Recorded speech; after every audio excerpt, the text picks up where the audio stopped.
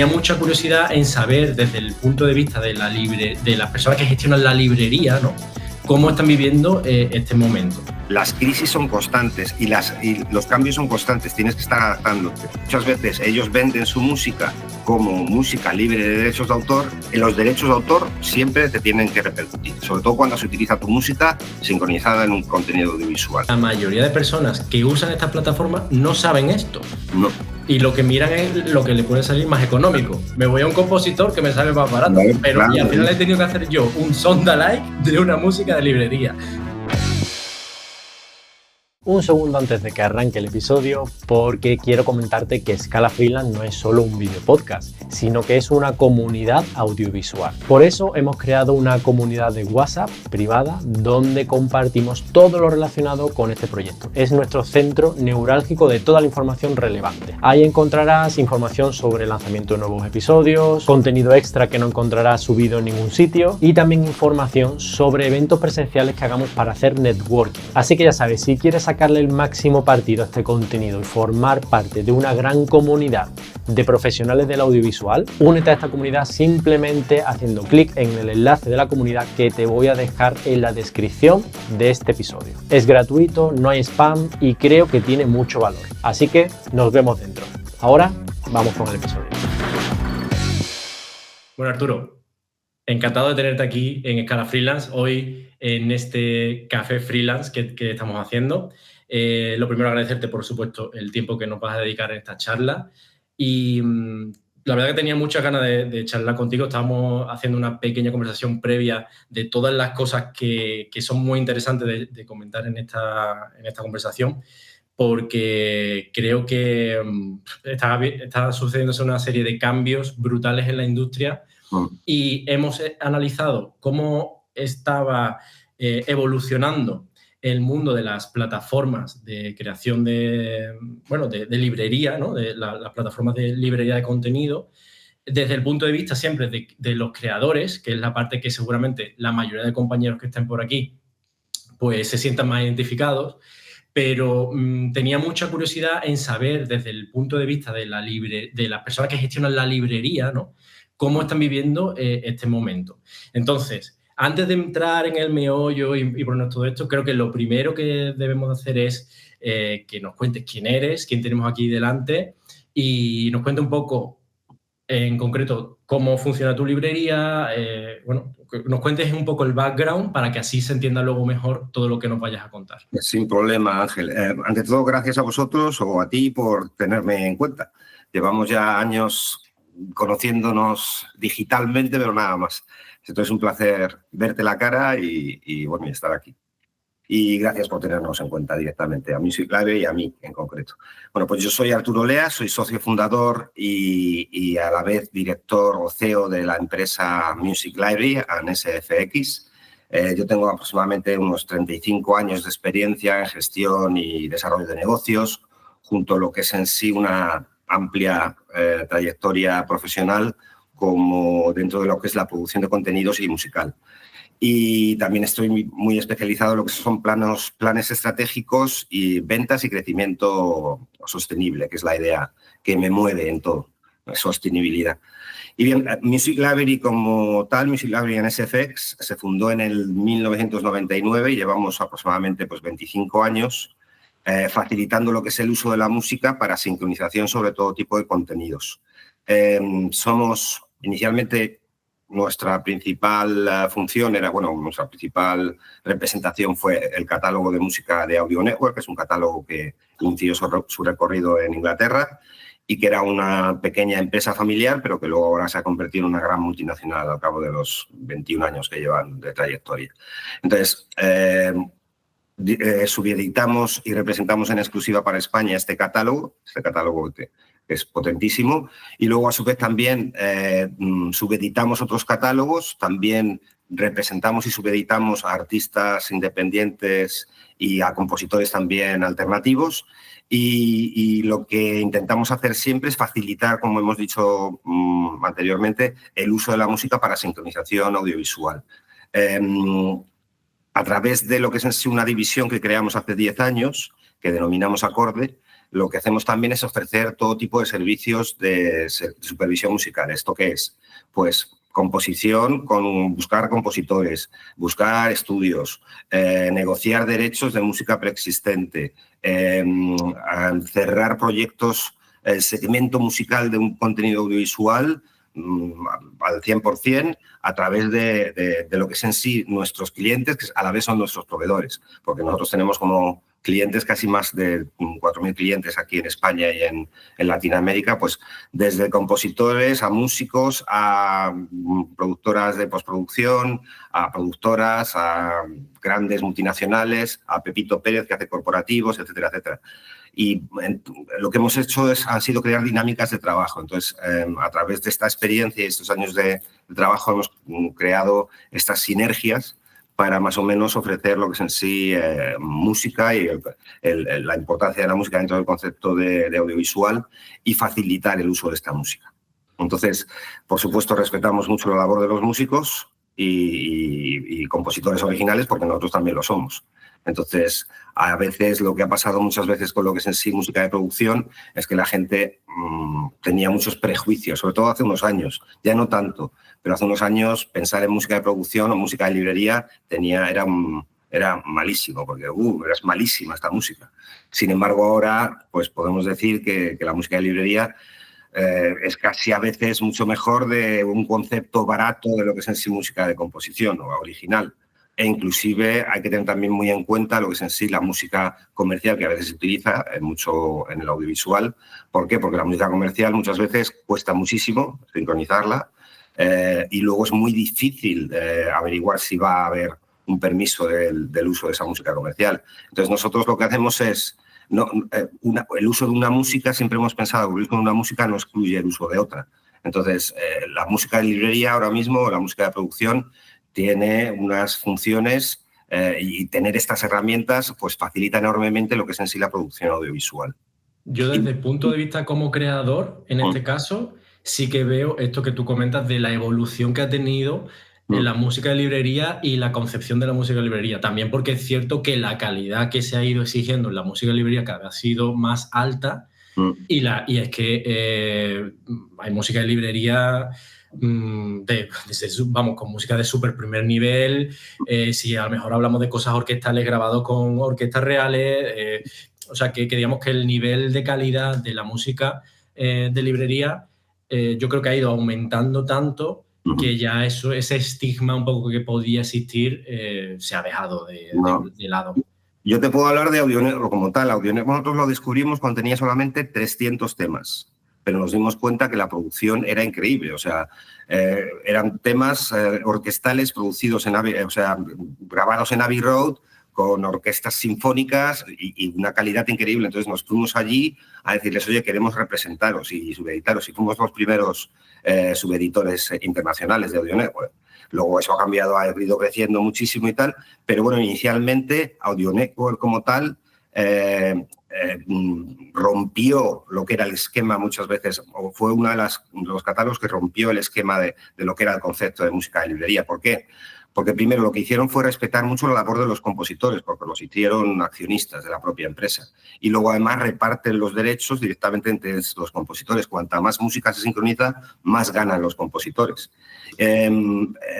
Básicamente también lo Audionegro que hizo, pues que juega limpio con los compositores, con la gente con la que trabaja.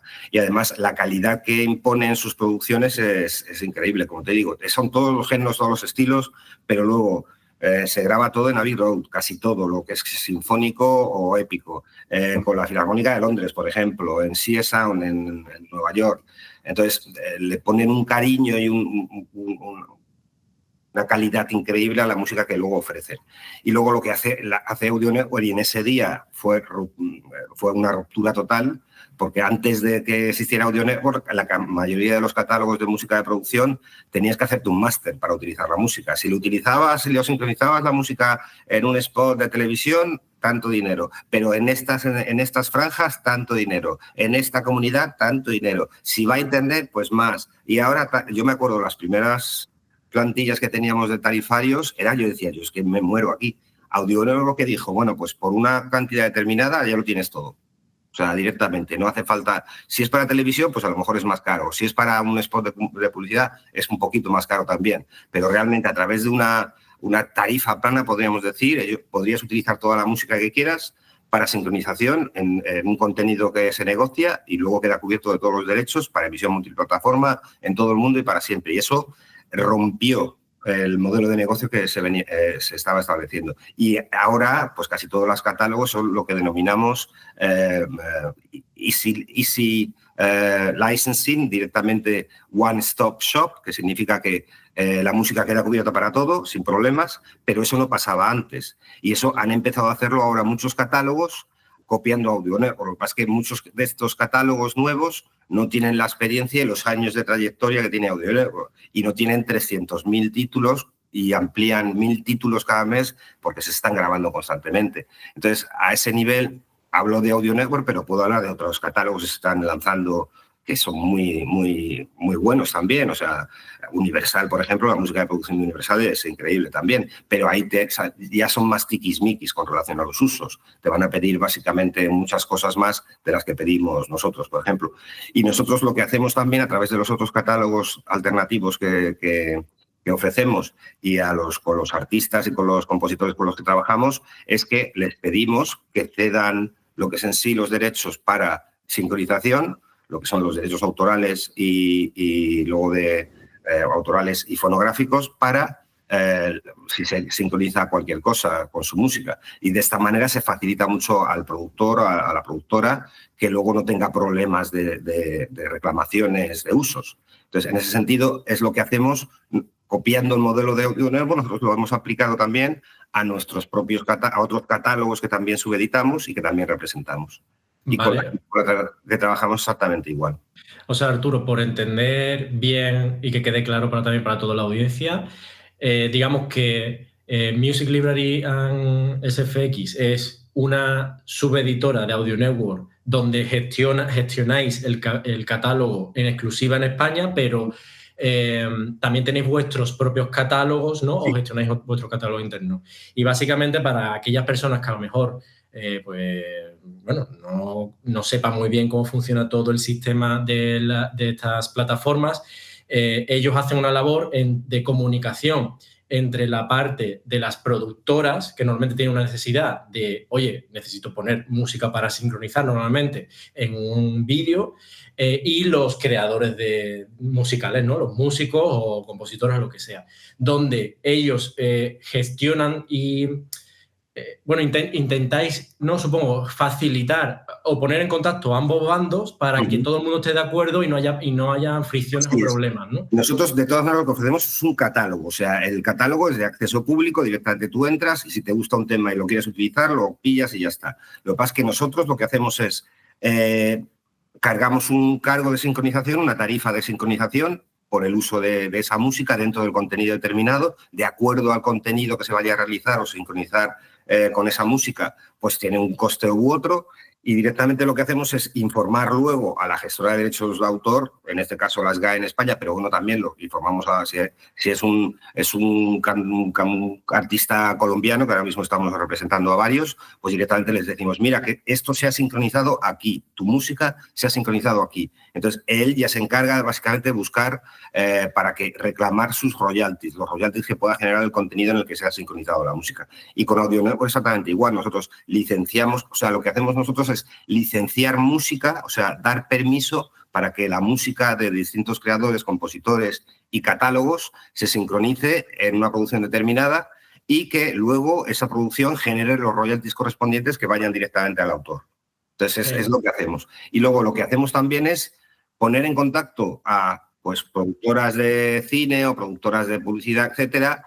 Cuando nos vienen nos dicen, mira, que es que estoy buscando un proyecto, estamos realizando un proyecto o un largo en el cual buscamos un compositor que tenga estas peculiaridades. Nosotros tenemos contactos con casi más de 150 compositores y compositoras en todo el territorio español, o sea, porque muchas veces a nivel de subvenciones pues se pide un compositor o compositora valenciana. Sí, tal sitio. Pues nosotros sabemos básicamente quiénes están, dónde están y qué perfil tienen, y les ponemos en contacto. Y luego ya pues ahí se genera lo que es en sí la acción de composición, etcétera. Cuando también nos vienen productoras y nos dicen, mira, que quiero derechos para utilizar a Madonna en un spot de televisión, pues nosotros nos ponemos en contacto con las editoriales para decir cuánto costaría esto, etcétera, etcétera, que si es un spot de televisión, pues es un dineral, pero luego a la vez también ofrecemos alternativas a través de lo que es en sí música de producción, porque hay música de producción que se hace con sonidos parecidos o réplicas a esa música Lo que directamente. se conoce como sound alike, ¿no?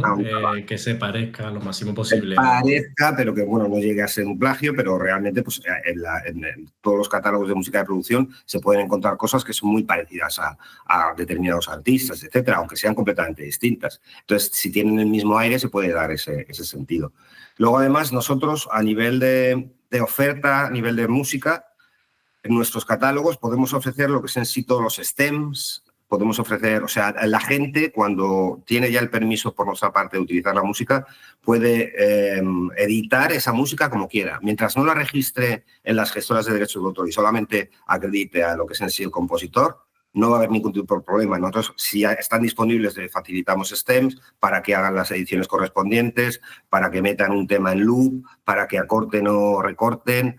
Y luego también ofrecemos a través de nuestros catálogos muchas versiones del mismo tema para que se puedan adaptar directamente a las necesidades concretas del contenido que se está produciendo.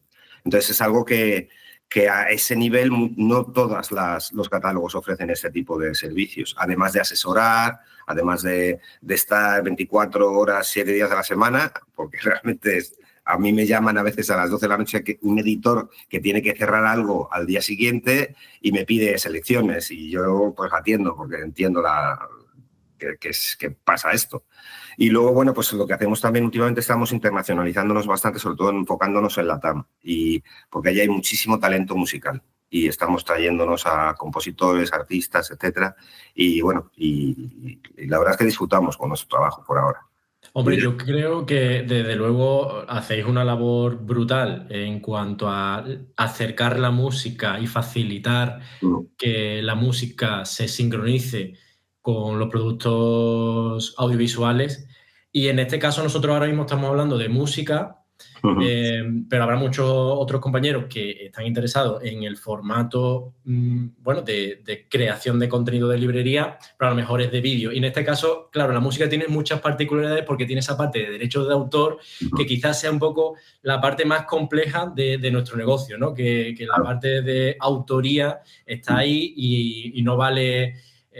no puedes usar en un plano sí, tú te compras un plano, lo usas y bueno, en teoría lo puedes usar indistintamente, pero aquí depende el uso que le vayas a dar porque genera derechos de autor o no y eso hay que gestionarlo. Claro. Aquí es lo que estábamos comentando antes, o sea, hay dos modelos, dentro de lo que es la música de producción hay dos modelos de negocio. El nuestro, que es el de la música que queda registrada directamente en las gestoras de derechos de autor, no solamente las GAE, que de por sí las GAE tienen muy mala fama y toda esa serie de cosas, pero es necesaria, o sea, sí o sí, porque si no hay una GAE y todas las gestoras de derechos de autor, que ahora hay varias también. Entonces, es necesario este tipo de instituciones o plataformas porque ayudan más o menos a tener voz propia a los compositores y que puedan defender esos derechos y puedan seguir creando, porque de ahí se generan los recursos que luego pues, hacen que la gente viva a la música. Entonces, existen catálogos como el nuestro, que está registrado en las gestoras de derechos de autor, y hay otros catálogos, que es un modelo de negocio que se ha empezado a implementar hace como 5 o 6 años, que son catálogos que no están registrados en las gestoras de derechos de autor. Se autorregulan ellos mismos. ¿Y qué pasa con esto? Que es peligroso. ¿Por qué? Porque muchas veces ellos venden su música como música libre de derechos de autor, pero realmente el autor nunca va a perder los derechos. Los derechos patrimoniales de cualquier compositor y un autor de cualquier obra creativa siempre están ahí. O sea, por mucho que ellos intenten comprar una música a un compositor y luego la pueden utilizar como quieran, realmente el compositor, si ve que esa música se ha utilizado en un contenido que no le gusta, puede reclamar esos derechos. Entonces, es un arma de doble filo y utilizar música de catálogos, sobre todo catálogos muy baratos, y que te dicen que son librerías sin derechos de autor, eso es una falacia. O sea, los compositores, los autores nunca pierden su derecho moral, nunca. Pues mira, Arturo, puede, o sea, porque esto me parece súper interesante para que, sobre todo, compañeros, que yo tengo mucho, incluso yo, como te decía, yo muchas veces no me queda claro. Claro. Oye, esta plataforma, yo puedo usar todo, sí, no, hasta qué punto.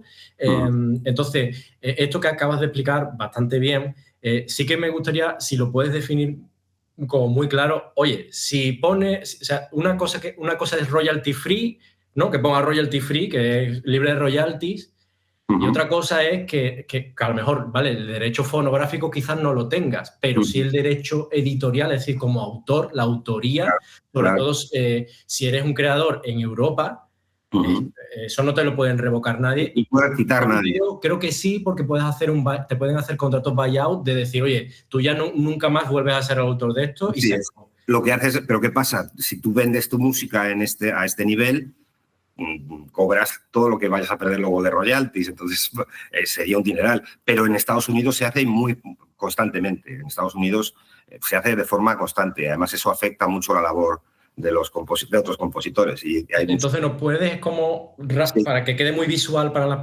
personas que nos escuchan. A ver, fundamentalmente, cuando hablamos de derechos, sobre todo en el uso de la música, existen dos derechos. Uno son los derechos editoriales, como muy bien has dicho, que son los derechos del compositor, o la editorial que lleva al compositor, porque el compositor puede decir, bueno, esta editorial me está llevando mis derechos.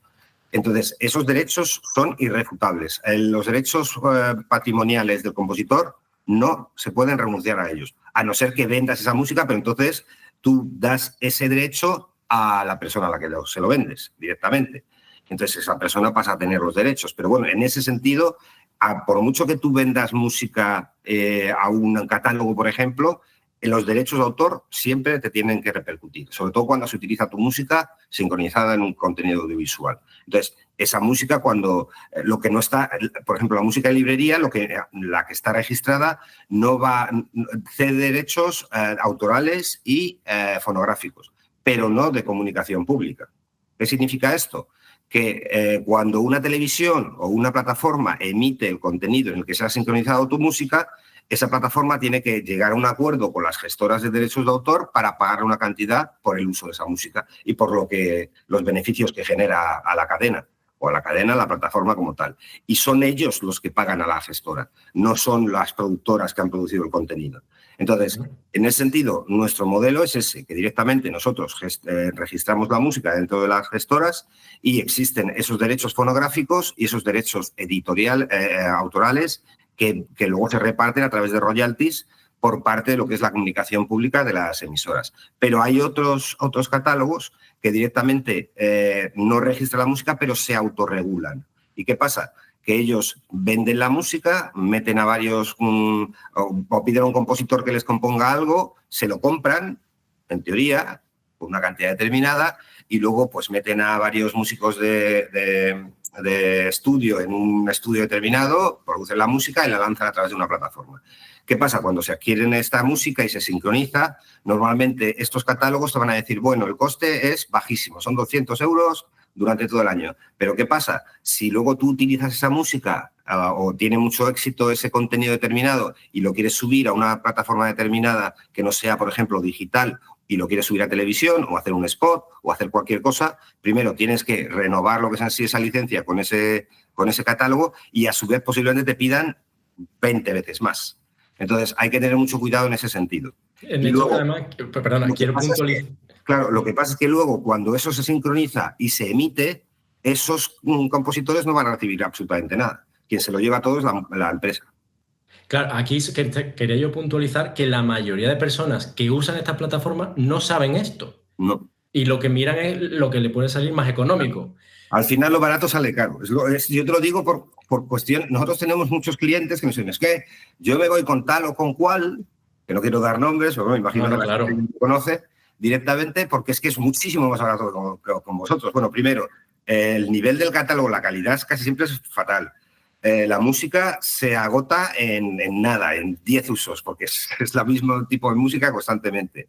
Tercero, te pueden meter reclamaciones en un canal de YouTube y no sabes a quién ir, porque no te atienden. O sea, realmente, por mucho que llames normalmente a Israel o a Suecia o a estos sitios, nadie te va a atender.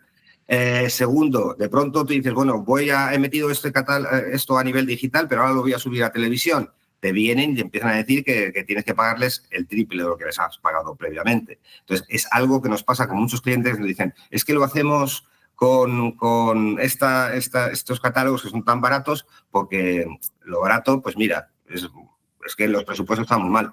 Vale, nosotros decimos, iros, se van y luego regresan al cabo de los 2 meses diciendo, es que no, mira, me han reclamado aquí, no me atiende nadie, ¿cómo puedo regresar? Y yo, pues mira, regresáis y ya está, pero la cuestión es esa, que se tenga muy en cuenta, que lo barato al final sale caro. De hecho, Arturo, las 2 últimas publicidades que he hecho ha sido porque se han encontrado que cuando han querido usar la música para televisión le han dicho, vale tanto por tema que uses. Y entonces dicen, oye, no, me voy a un compositor que me sale más barato. Y al final he tenido que hacer yo un sound-alike de una música de librería. O sea, imagínate ya la vuelta de tuerca que empieza a dar ahí. Pasa constantemente, o sea, cuando se utiliza música hay que tener muchísimo cuidado. ¿Por qué? Porque la música, lo que pasa en el audiovisual es que casi siempre se piensa cuando se está en postproducción sonora. O sea, yo te lo digo a nivel de inclusive cine. O sea, a nosotros nos han venido grandes directores que de pronto han dicho, por favor, ayudadnos, que es que tenemos 10 temas que hemos utilizado y que hemos ya hecho ya la postproducción y tal, y estos 10 temas son 10 temas de discos francés y son comerciales, y es que nos piden casi la mitad del presupuesto por los derechos. Entonces, ¿nosotros qué hemos hecho? Pues intentar negociar estos derechos a la baja o, alternativamente, ofrecerles música de producción. Entonces, esto pasa constantemente y muchas veces nos vienen, es que, bueno, he utilizado esto y ahora lo he subido de pronto un spot comercial digital ha tenido tanto éxito que lo voy a subir a televisión y me están pidiendo pues un mogollón de dinero más. Entonces es así. Entonces, esto hay que tener mucho cuidado, porque los derechos son muy importantes. O sea, es algo que tenemos que tener al día y tenemos que tener conocimientos, aunque sean básicos. Como digo, derechos tanto autorales, que el autor nunca los pierde, como del máster, como de la productora que produce, que eso también es otra editorial que lo lleva. Luego, a nivel de música comercial, cada vez que se negocian es súper complicado también, porque tú a lo mejor tú has hecho una música comercial, ha sido un éxito y como tú eres el autor, pues yo puedo ir a ti o a la editorial que te representa y negociar esto. Pero si tú compones con 15 más, todos son coautores.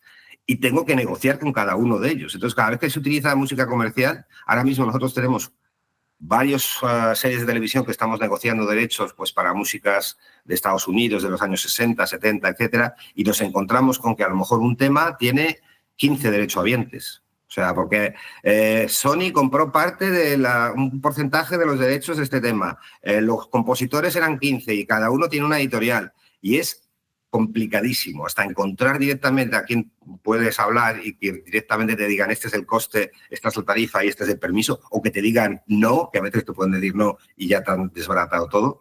Hay que tener mucho cuidado, sobre todo cuando se utiliza música comercial y composicional igual, hay que concretar con convergencias que se denominan con el compositor, pues para que cada productora reparta derechos contigo, de qué manera, si los quiere de forma indefinida o va directamente a utilizar o a emitir ese contenido con el que has sincronizado tu música durante unos años. Entonces, todo eso se tiene que enlazar muy fino. Es decir, intento resumirle a la audiencia a modo de que tengan cuidado especialmente con la música. ¿Por qué? Porque la música en las plataformas de librería no es como otro tipo de contenido, como un vídeo o una cosa de motion gráfico o tal. Así es. La música genera derechos de autor y aquellas plataformas que a lo mejor te hacen un modelo de suscripción de 300 euros anuales y ahí va todo, todo, un poco, y corrígeme si me equivoco, hay que tener mucho cuidado porque normalmente está enfocado al mundo digital siempre y cuando no genere derechos, como en una televisión, una radio o en el cine.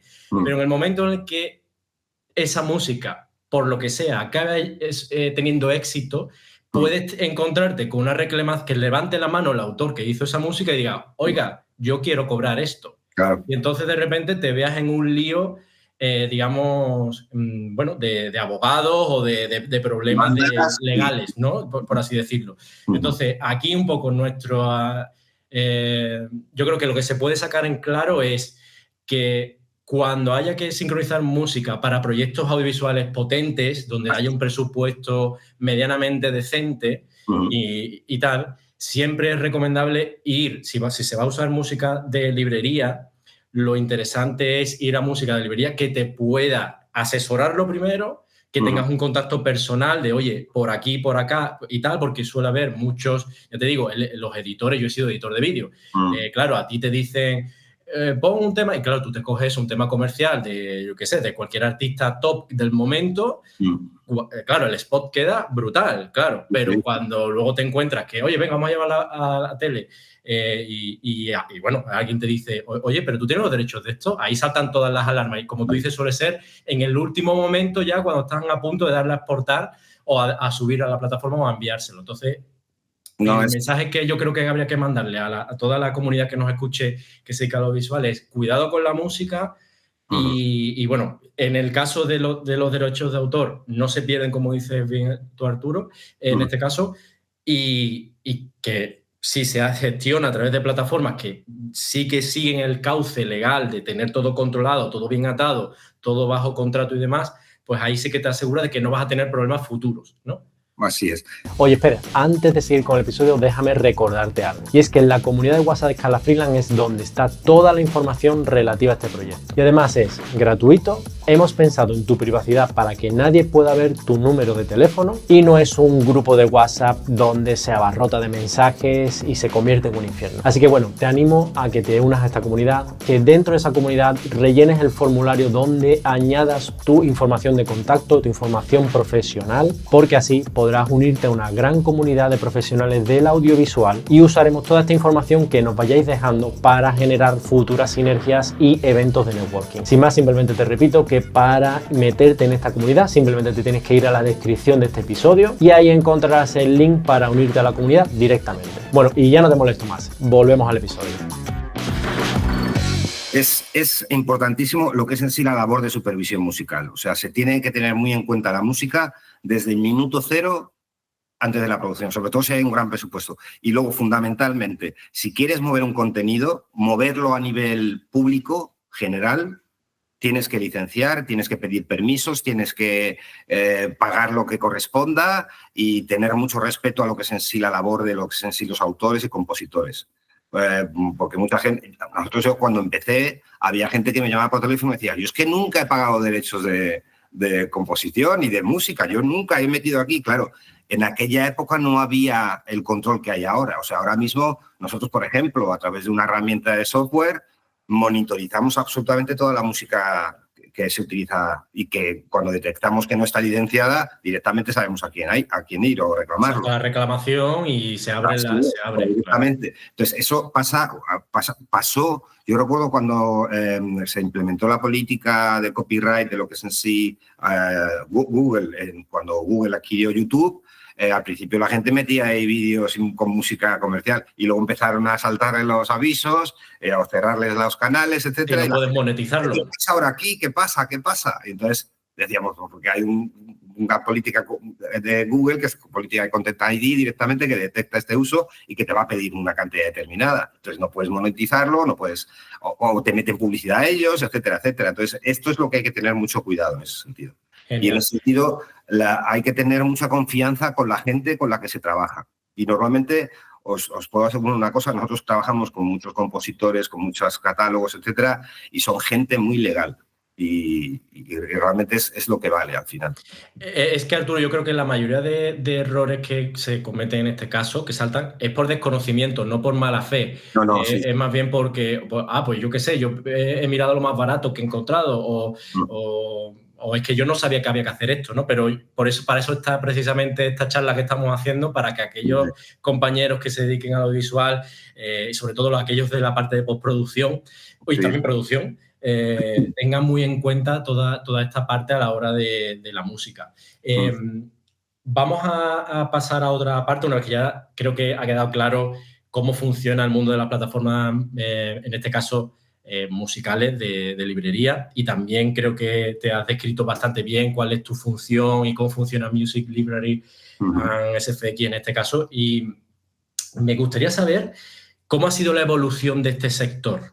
Porque además, lo comentaba antes de empezar la entrevista contigo, vamos a hablar, en concreto tú estás especializado en el mundo de la música, la plataforma musical, pero yo creo que hay cosas que son comunes a todas las plataformas en general. Y ahora sí que quiero que pongamos el ojo un poquito más desde arriba, desde la óptica general, y veamos un poco cómo ha ido evolucionando este negocio. Bueno, básicamente, primero, Internet cambió todo, cambió todas las reglas del juego. Entonces, desde cuando empezó a desarrollarse a principios del 2000 y tal, es cuando se empezaron a cambiar ya, pues se hizo la banda ancha, ya se podía más o menos intercambiar archivos, etcétera, etcétera, y todo eso modificó la perspectiva. O sea, yo recuerdo cuando nosotros empezamos con Audio Network, distribuíamos la música a través de discos duros y de CDs. O sea, y esto, hay gente que todavía tiene sus CDs, cada vez que vas a verles a sus estudios de postproducción, sus CDs detrás, sus discos duros, etcétera. Pero cuando ya se pudo más o menos distribuir musicalmente de forma digital, todo eso absolutamente cambió. ¿Y qué cambió también? La perspectiva de muchos compositores que se lanzaron también a hacer música de producción. Y la perspectiva de muchos artistas que empezaron a vender su música como música de producción también. Artistas comerciales. En Audio Network, por ejemplo, tenemos... yo recuerdo cuando llegué allí, me encontraba con artistas que yo conocía de los 80, porque tengo una edad ya, que habían sido números 1 en Inglaterra, pues desde Nick Kershaw a John Dankworth, que era un gran artista, un compositor americano, bueno, inglés, que ha hecho bandas sonoras en los 50 y los 60 increíbles y que ha ganado Oscars y de todo, y me lo encontraba allí y yo decía, madre mía, y esa gente estaba aportando al catálogo directamente. Entonces, hay mucha gente que empezó a hacer eso, o sea, empezó a mover su música a través de vendiendo, o bueno, mostrándosela a través de lo que es en sí sus agencias de supervisión musical, que también hay muchísimas, sobre todo en Estados Unidos. Esto ya está más o menos implementándose por aquí también, y la verdad es que es necesario porque aquí se tenía completamente desconocimiento y eso hizo cambiar mucho las cosas. Luego, la irrupción de lo que es en sí, las plataformas de streaming, las grandes plataformas como Amazon, Netflix, etcétera, también eso cambió mucho el modelo de negocio. ¿Por qué? Estas plataformas casi siempre lo que hacen son buy-offs, lo que hemos hablado antes. O sea, compran la música y luego ellos se dedican a hacer lo que quieren. Eso, pues yo eso no lo sabía. Pues sí, casi todo lo que hacen es eso. Y directamente nosotros ahora mismo estamos trabajando con Amazon, con Netflix, con toda esta gente, pero cuando se trabaja en España, yo me acuerdo de trabajar con HBO y que nos pedían los derechos luego de la música que les estábamos dando para una serie de televisión, nos decían, yo con esto puedo hacer una lista de Spotify, hacer un CD y hacer, luego utilizarlo en mis promos como quiera y tal y cual. Y yo decía, no, porque solamente se te da el permiso de sincronización sobre la sincronización de la serie o de los capítulos de la serie, no para otros usos.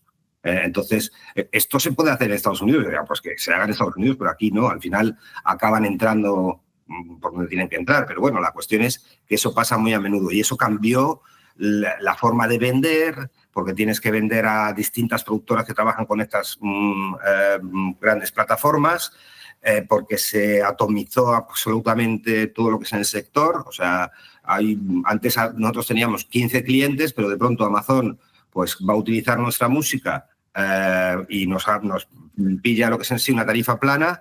¿Y qué pasa? Que directamente lo que hace es le ofrece esta música a estos 15 clientes que nosotros perdemos. Solamente tenemos lo que es en sí el cargo que se le ha hecho a Amazon. Entonces, esto ha cambiado mucho las tornas. Y es difícil a veces también porque Amazon...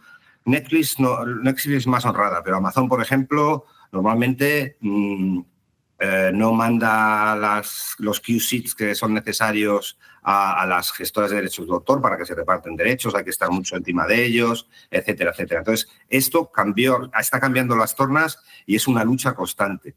Redes sociales también a nivel digital, pues eso, que han surgido catálogos que están especializados en vender música pues de mala calidad muchas veces y muy baratita y muy para solamente uso digital, pero ¿qué pasa? Cuando de pronto un vídeo en TikTok tiene 10 millones de visionados, pues entonces el autor se da cuenta y dice, oye tú, que yo quiero mi parte de esto.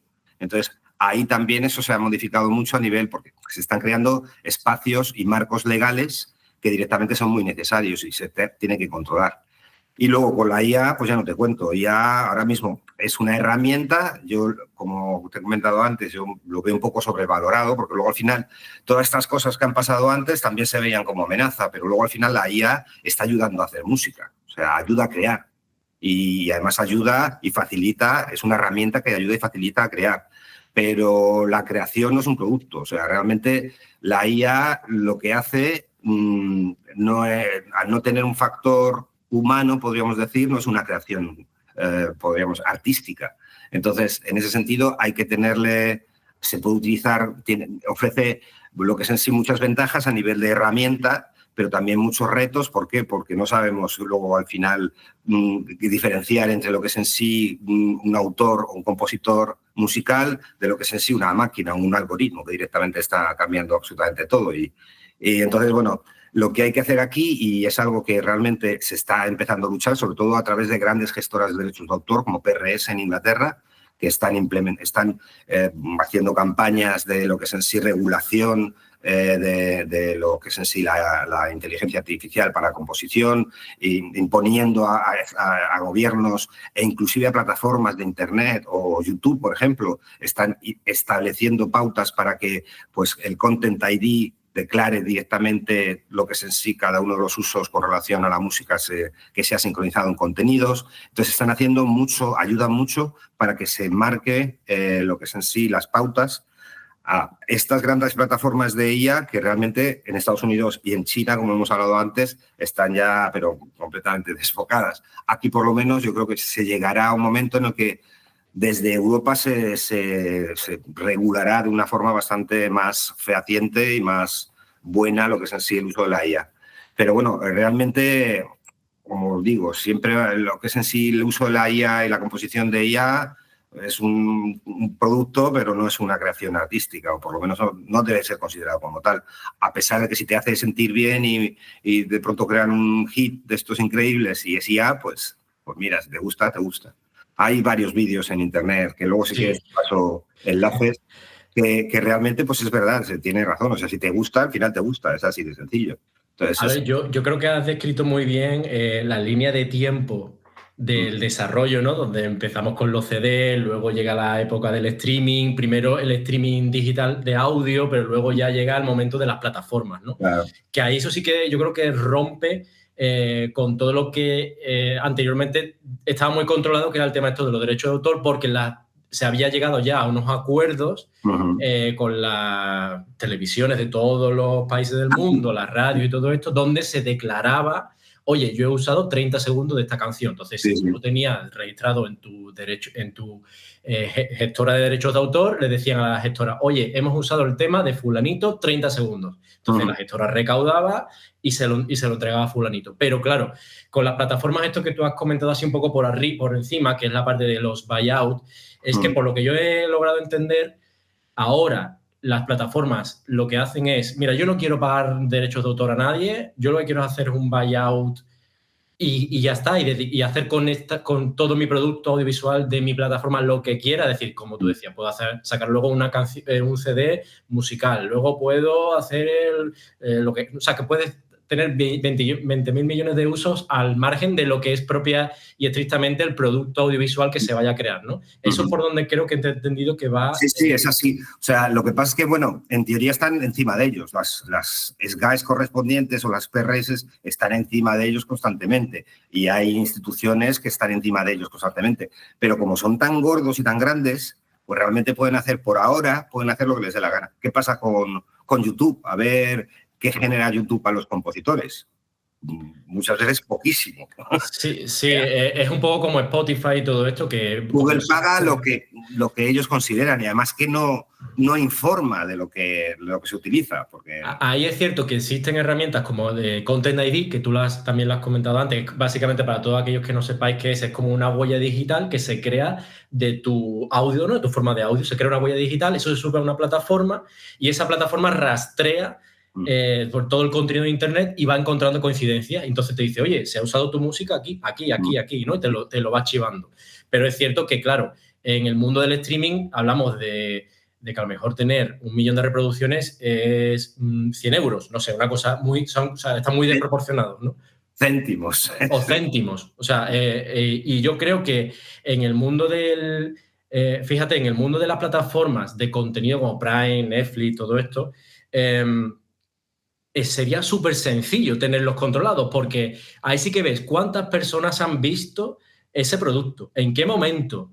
Digamos, porque en la televisión siempre se hacía todo un poco más por sondeo, ¿no? Ahí, ya aquí en Escala Freelance, ya hay una entrevista con un compañero que es director de televisión y cuenta un poco esto de los audímetros, ¿no? Entonces, en base a los audímetros se va calculando cuánta audiencia tuvo ese programa, en qué hora estaba y se generan unos derechos de autor. Pero es un poco al peso. Pero aquí, en concreto, aquí sí que está clarísimo porque ellos tienen toda la información de cuánto tiempo has estado viendo la serie, sí. Si has hecho pauses, si te has ido a ver otra cosa, si has hecho zapping. Entonces, yo creo que ahí sí que se les podría controlar mucho. Ellos no comparten esta información. Claro, a ellos no les interesa porque al final es quebraderos de cabeza para ellos. Aunque realmente, desde el punto de vista, bueno, como compañeros de profesión, porque al final todas esas personas se dedican al mismo que nosotros, son personas del mundo audiovisual.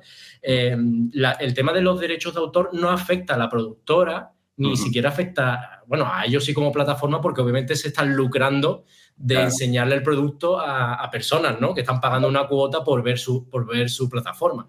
Pero bueno, yo creo que debería ser una cosa que debería estar más vigilada.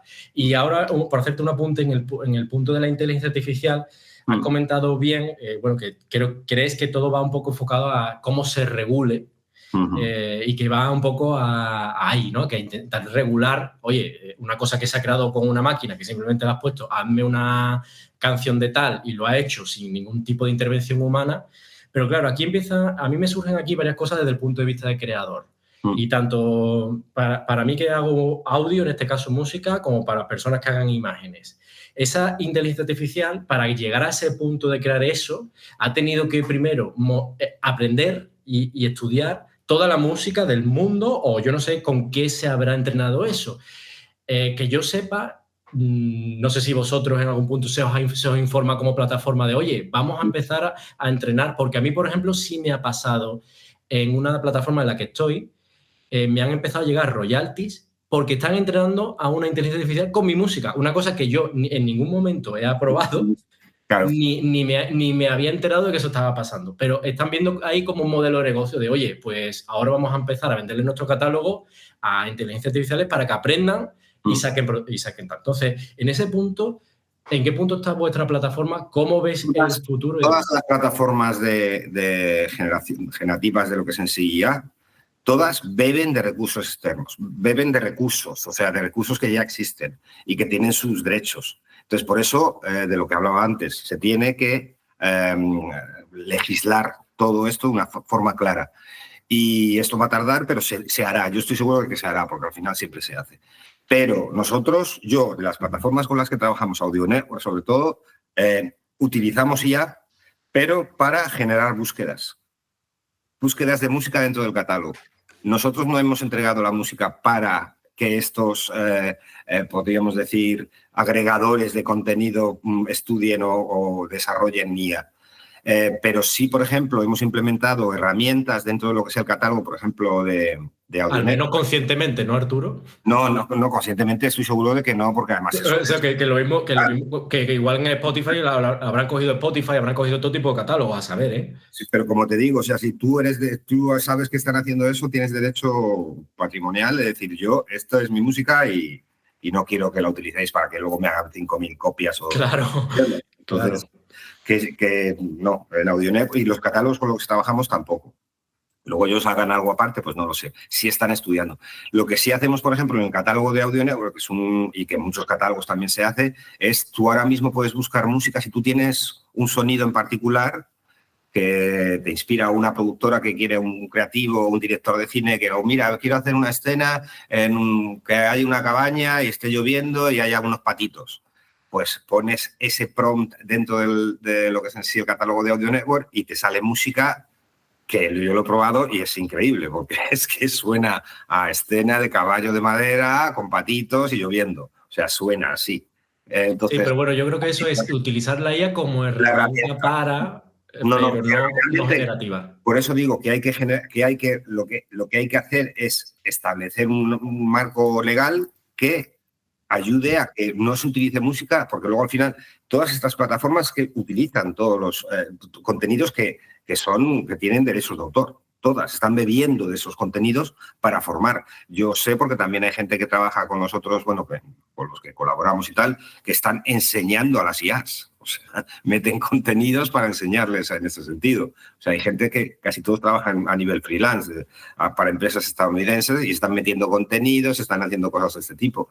Pero sí sé que hasta cierto punto, si tú reclamas esto, mira, se hizo con Facebook y que al final también iban a hacer lo que es en sí recabar información de lo que tú buscas, etcétera, y tenías que pedir que no lo hicieran directamente para que pararan, y eso se ha hecho en Europa fundamentalmente. Ahora no sé lo que hará, ahora con el que va a entrar en Estados Unidos no sé lo que va a pasar, y el Elon Musk y toda esta serie de gente, pero es ilegal. O sea, y aquí la historia está claro que regular a nivel internacional es muy complejo y la música, bueno, y todo el audiovisual está hecho de tal manera que tenga la máxima exposición posible, con lo cual tú intentas llegar al máximo mercado internacional posible. Sin embargo, hay regulaciones en algunas zonas, en otras no, claro. y ahí entonces es donde empieza a ver como las aguas de tierra de nadie, ¿no? Que bueno, esto es agua internacional, aquí no hay... La cuestión es que tú también te protejas, o sea, si tú sabes que están haciendo eso y no quieres que lo hagan, reclámalo. Porque total, sí. Bueno, eso pero no te lo ponen fácil, ¿eh? No te lo ponen fácil porque te dicen, tienes que, si no quieres, ahí te ponen en chiquitito aquí mandas un correo, se te gestionará, o sea que te lo intentas hacer de tal manera que sea complicado, ¿sabes? Yo te digo, las grandes multinacionales, sobre todo a nivel de producción audiovisual, son las más piratas, las más... Claro. O sea, nosotros trabajamos con gente que tampoco voy a mencionar, porque a lo mejor me meto en pleitos, pero es que dices, pero como una gran multinacional y te está robando tu música. A nosotros nos ha robado música y ha hecho CDs, ha hecho de todo y tal, y luego les llamas y dices, oye, tú, y te dicen, habla con mi departamento legal. Claro, el departamento legal, a ver dónde está. Y el departamento legal, bueno, pues... Entonces, hay que tener mucho cuidado y si lo hacen hay que intentar hacerte respetar. Nosotros que tenemos mucho respeto para la gente que hace música, que compone, porque son gente que viven lo que hacen y entonces respetamos mucho su labor y su trabajo. Y entonces, Arturo, si yo te diera una bola de cristal para que tú me pudieras decir cómo ves el sector y en concreto tu sector también a 5 años, ¿qué me dirías? Esto es una lucha constante. Yo es que llevo 20 y tantos años y cada año es una lucha constante. Hay que innovarse, yo lo veo, todavía hay mucha necesidad de música y la música de calidad y el servicio es fundamental también dentro de lo que es en sí el sector, porque ahora mismo la carencia del buen servicio y de lo que es en sí ofrecer pues asesorías, hablar, explicar cosas cuando sean necesarias, etcétera, hay mucha carencia. Entonces, todo esto nos ayuda a que sigamos avanzando. Nosotros estamos seguros de que seguiremos ahí. Y es que llevamos 20 y tantos años ya. Y además, cada vez, yo me recuerdo, por ejemplo, en el 2008, cuando la gran crisis financiera, yo recuerdo que mi socio, que en paz descanse, Iñaki Atela, que era muy negativo, empezaba, nos vamos a hundir porque han cerrado tal y tal productora y tal productora. Teníamos muchas productoras con las que trabajamos, pero están cerrándose todas ellas. Y decía, pues yo no sé, pero yo veo aquí hasta cierto punto que va a haber negocio. ¿Por qué? Y es lo que pasó. En una productora grande que cerraban, salían 15 productoras chiquitinas. Y todas esas 15 productoras chiquitinas luego venían a nosotros, porque veían que ofrecíamos calidad, flexibilidad, buen precio, etcétera, etcétera. Entonces, es cuando empezamos a evolucionar. Nosotros en la crisis nos hizo que empezáramos a subir. Entonces, a ese nivel, las crisis son constantes y los cambios son constantes. Tienes que estar adaptándote. Y de aquí a 5 años... pues yo creo que va a haber mucho más inteligencia artificial, mucha más competencia a nivel de música y de músicos que también van a implementar más o van a intentar vender o distribuir su música a través de distintos canales, pero realmente pues seguimos, que es lo que piensa que tienes una visión positiva de que se transformará de alguna manera, pero la demanda incluso puede que hasta aumente, ¿no? Porque ahora habrá más personas que pueden generar... Y ahora mismo es que yo recuerdo cuando empezaba todo el mundo hablaba de contenido. Es que la gente necesita entretenerse y el contenido es necesario. Además es que ahora se hace contenido de todo. O sea, y la música de producción además se puede utilizar no solamente en contenidos de audiovisual, es contenidos para un museo, en una obra de teatro, pues yo qué sé, en una exposición. Entonces, nuestra música inclusive se está utilizando ahora mismo pues hasta en relojes, en despertadores. O sea, directamente se ha pedido una tarifa plana para utilizar música o fragmentos musicales en relojes. Entonces, es cuestión de buscarte básicamente la vida y también un poquito moverte y mirar qué perspectivas hay. Como digo, también nosotros empezamos a diversificar lo que es en sí servicios de supervisión musical, que de por sí aquí están casi en pañales. Hay mucha gente que es muy especializada y lo sabe hacer muy bien, pero aquí hay mucha gente que es que desconoce que la supervisión musical es algo básico en la producción audiovisual. Y en eso también vemos un gran futuro. Y nosotros ahora mismo también pues estamos ahora a través de una compañera, una colaboradora con la que trabajamos, que es Patti Carrera, que es una supervisora musical mexicana, pero que vive en España, bueno, en Tenerife, directamente, se ha establecido hemos establecido un grupo de supervisores musicales hispano, podríamos decir, de toda Latinoamérica, inclusive Estados Unidos, Inglaterra también, pero bueno, de habla hispana, y estamos formando más o menos una especie de asociación de supervisores musicales que vemos mucho futuro a lo que es en sí este sector. Y estamos ilusionados siempre, no hay que perder la ilusión. Sí, porque yo creo que ahí es entra la parte humana, ¿no? La parte del contacto humano, de oye, tengo estas inquietudes, tengo estas necesidades. Entonces ahí creo que la IA se queda fuera, ¿no? La IA es muy fría en ese sentido. No, y lo que tú estás haciendo, compartir información, o sea, esta labor que estás haciendo a través de lo que es en sí esta plataforma o este podcast, es generar, pues, sinergias, es lo que hay que hacer entre todos, porque a mala leche y a competencia, pues al final no se consigue nada. Entonces es mejor compartir la información y en ese sentido yo creo que la gente en este mundillo, en el mundillo de lo que es en sí la música, composición musical, etcétera, yo conozco a compositores que están luchando por Goyas, pero que se llevan estupendamente. O sea, a mí me encanta eso, ver cómo colabora la gente, la música entre ellos, es algo increíble.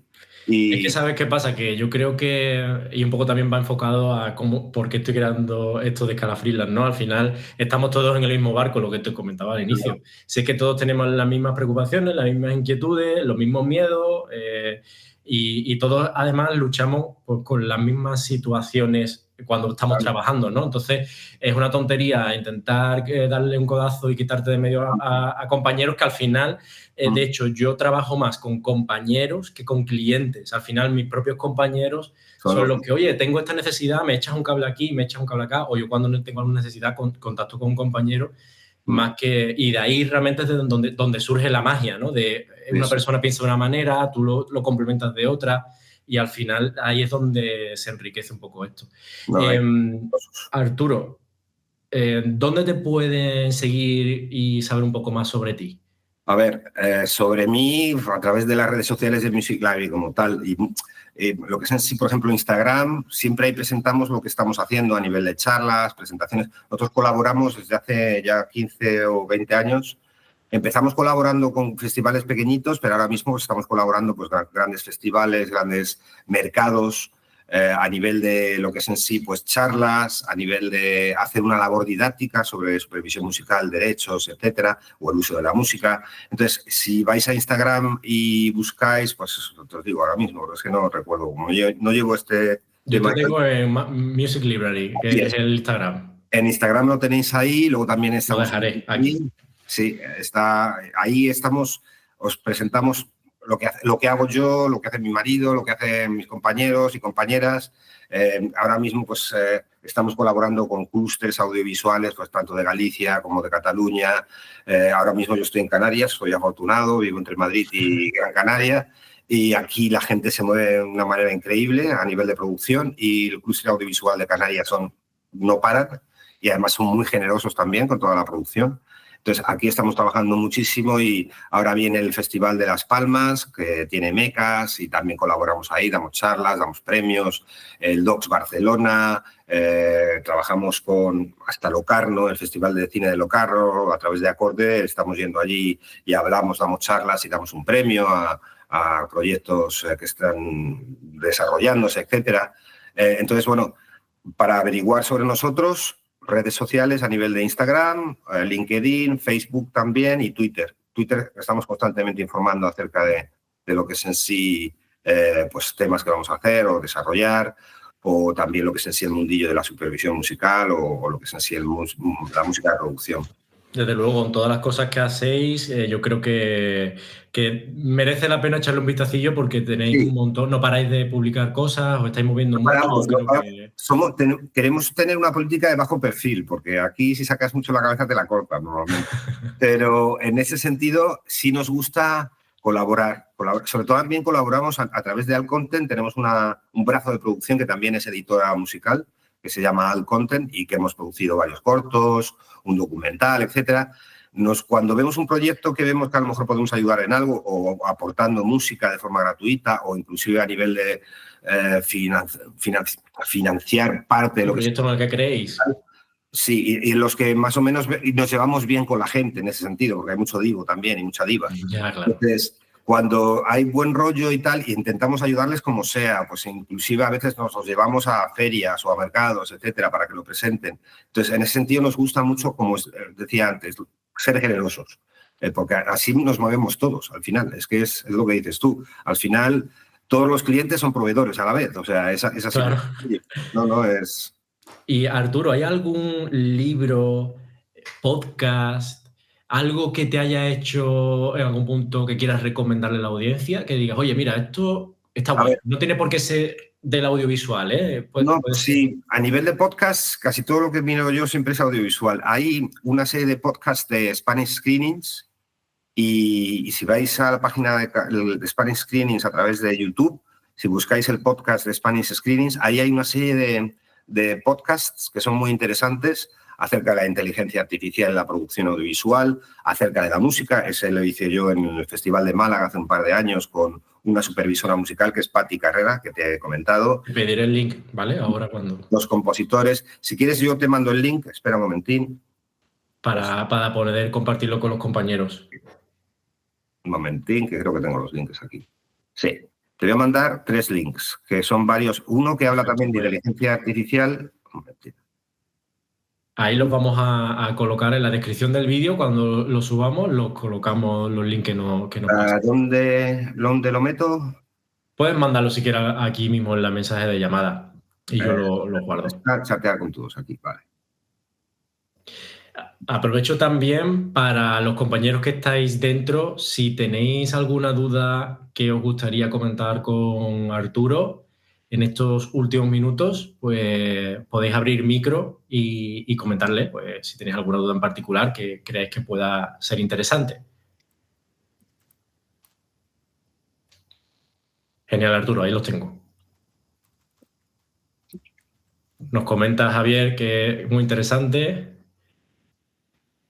Si tenéis alguna duda, es el momento de preguntarle a Arturo, que tenéis la oportunidad aquí en directo de preguntarle alguna duda que tengáis en concreto. Si no, yo te pregunto una que yo tengo. No, cualquier duda o si queréis también que os demos acceso sin ningún tipo de compromiso a los catálogos, podéis enviarme un email y nosotros os damos acceso a los catálogos para que podáis entrar, rastrear, bajaros música en alta calidad, probar las funcionalidades, etcétera, no solamente de Audio Network, sino lo que es en sí Music. Sí, ya lo tenéis ahí. El mío es...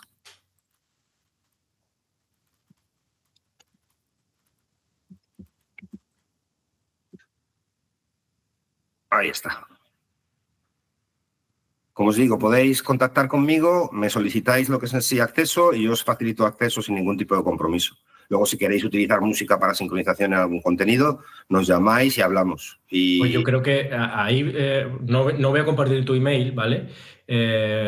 Pero sí que a través de redes sociales, quizás, También. Si tienen alguna necesidad, puedan escribir por ahí, que ahora mismo incluso en la web, la propia web de Music Library, seguramente aparecerá un email donde podrán escribir alguna consulta de este tipo, ¿no? Si hay algún compañero o compañera que tiene una necesidad, como tú estás diciendo, Arturo, de, oye, necesito supervisión musical o alguna cosa, o bueno, simplemente tengo dudas con los derechos de autor, que es que somos nosotros creadores haciendo música y es complejo y muchas veces hay dudas que yo mismo digo, ostras, pues no tengo muy claro si esto se puede o no se puede o hasta qué punto se puede. Entonces, siempre tener a alguien de la mano que te pueda guiar en este mundo, como hemos hablado, que el mundo de la música es muy particular, sobre todo por el mundo de los derechos de autor, pues yo creo que se agradece. Y si cualquier compañero que tenga cualquier duda, creo que lo interesante será meterse en la página que tenéis, buscar ahí en contacto y que os escriban directamente cualquier consulta. Muy bien, sin problema, yo encantado, o sea, genial, no hay problema.